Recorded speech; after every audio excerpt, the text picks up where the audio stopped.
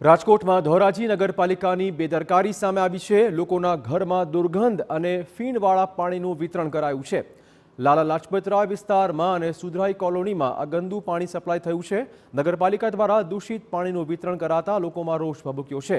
દૂષિત પાણીથી ચામડીના રોગ અને પેટમાં દુખાવાની સમસ્યા હોવાનો દાવો પણ સ્થાનિકો કરી રહ્યા છે।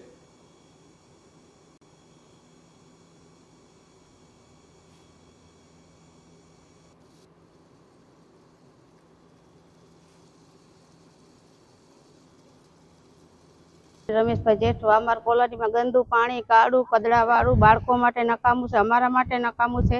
अत्यारे अमारे कोलोनी में झाड़ा उल्टी अने ताव, बाळकोनो पेटनो दुखाव, अमने पेटनो दुखाव, चामडीनो रोगचाळो थाय छे। आथी अमारे शुं आ निर्णय लेवा पाणी माटे? आमां हुं अमारा बच्चाने अमारुं आरोग्य बगड़े छे, अमे बीमार पड़ी छीए, अमारा बच्चा बीमार पड़े छे।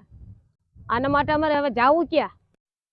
नगरपालिकाना विस्तारना सुधराई colony, Lala Lajpat Rai colony, VC plot जेवा तमाम एरिया में घणा समयथी अति दूषित कदड़ावाळुं पाणी अने फीणवाळुं पाणी आवी रह्युं छे।